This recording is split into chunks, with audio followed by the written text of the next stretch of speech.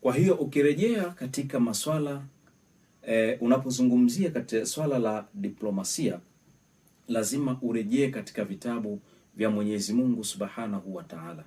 Lakini urejee, utaona namna gani Mwenyezi Mungu alivyowatuma mitume.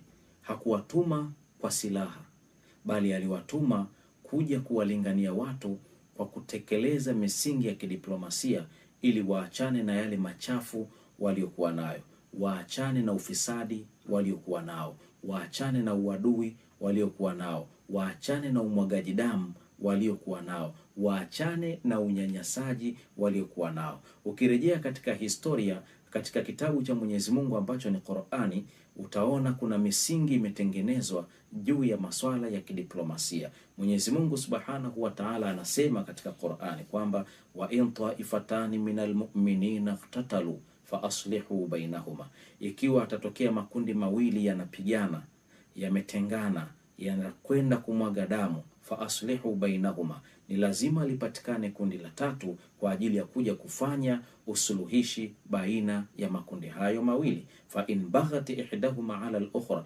mmoja likaendelea kupinga na kukataa usuluhishi, basi faqatilu allati tabghi hatta tafia ila amrillah, lichangieni kundi hilo na mpambane nalo mpaka lirejee katika maamrisho ya Mwenyezi Mungu Subhanahu wa Ta'ala.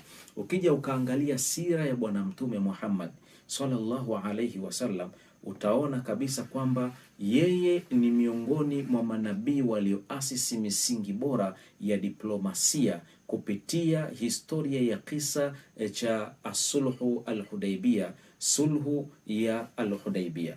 Sulhu hii ilikuwaje? Bwana Mtume sallallahu alayhi wasallam raa fil manami, aliona usingizini, huwa wa ashabahu qad i'tamara fi baiti llahi al-haram, kwamba yeye na masahaba zake wamefanya ibada ya umra katika mji wa Makka. Falamma istayqadha Rasulullah sallallahu alayhi wasallam, zama alipoamka Bwana Mtume Muhammadin sallallahu alayhi wasallam, akawaita masahaba zake na akawaambia yale aliyoyaona kuhusu ndoto yake aliyoota usiku, kwamba yeye na masahaba zake wameingia katika mji wa Makka kwa ajili ya kufanya ibada ya umra. Masahaba wakatambua fika kwamba hakuna anachokiona Bwana Mtume sallallahu alaihi wasallam katika usingizi wake isipokuwa ni amri kutoka kwa Mwenyezi Mungu Subhanahu wa Ta'ala. Baada tu ya kuwasimulia Bwana Mtume sallallahu alaihi wasallam, akatoa maamuzi ya kwa masahaba zake wajiandae na safari hii.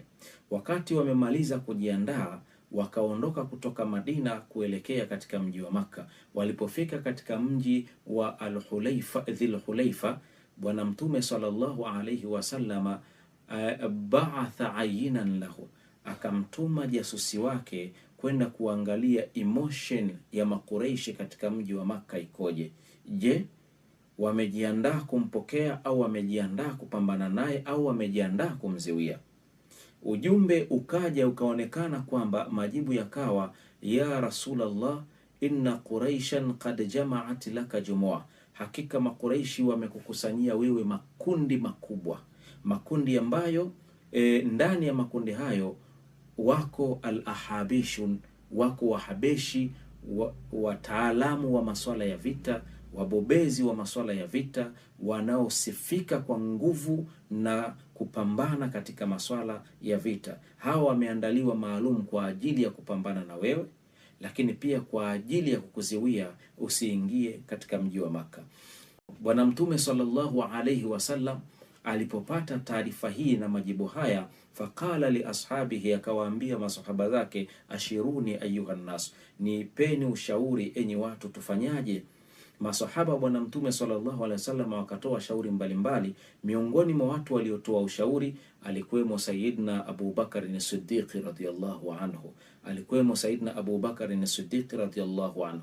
Akamwambiaje Bwana Mtume Muhammad sallallahu alaihi wasallam, ikiwa lengo letu sisi ni kwenda katika mji wa Makka kwa ajili ya kufanya ibada, basi yeyote atakayejitokeza kwa ajili ya kutupinga sisi tutapambana naye, sisi tutapigana naye. Bwana Mtume sallallahu alaihi wasallam akawakusanya masahaba zake na wakaendelea na safari. Walipofika katika mji wa katikati ya Al-Hudaybiyah, Bwana Mtume sallallahu alayhi wasallama ikhtara Sayyidina Umar ibn al-Khattab radhiyallahu anhu libi'athatihi ila Makkah. Alimchagua Sayyidina Umar ibn al-Khattab kwa ajili ya kumtuma kwenda katika mji wa Makka, kwenda kuongea na wale sanadidu Quraishi, vigogo vya Quraishi, watawala wa Quraishi, juu ya malengo ya safari yake ya kuingia katika mji wa Makka. Sayyidina Umar i'tadhara, Sayyidina Umar akatoa udhuru. Bwana Mtume sallallahu alaihi wasallam akamchagua Sayyidina Uthman ibn Affan, akamchagua Sayyidina Uthman ibn Affan. Na hii hapa tunapata funzo, ndugu zangu Waislamu, kwamba na Mtume sallallahu alaihi wasallam aliwachagua watu wenye power, watu wenye nguvu, watu ambao wana uwezo wa kutengeneza hoja, watu ambao wana uwezo wa kuinua sauti na kufikisha yale ambayo wanayotakiwa kufikisha, lakini pia kujieleza kwa hoja za wazi, bila kuleta vurugu, bila kuleta mpasuko, bila kuleta uadui ndani ya jamii. Leo Waislamu tumepungukiwa mno katika masuala ya kidiplomasia.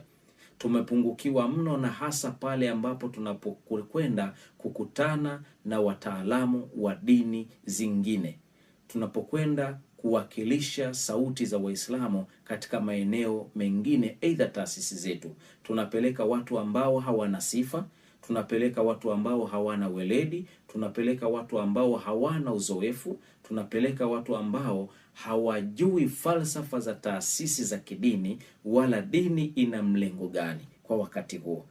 Na ndo utaona kwamba matokeo yake tunakuwa na mizozo mingi na migogoro mingi. Ni kwa sababu tunapata watu wasiokuwa na weledi, tunawaweka watu katika mamlaka ambao hawastahiki kuwepo, tunawaweka watu katika uongozi ambao hawana sifa za kukidhi katika uongozi huo. Matokeo yake ni nini? Matokeo yake wamekuwa wakiwagawa viongozi, wakiwagawa wafuasi, badala ya kuwaweka pamoja, lakini kushindwa hata kutekeleza sera au kutengeneza sera inayokwenda sanjari na mahitaji ya jamii kwa wakati huo, jamii ya Waislamu kwa wakati huo.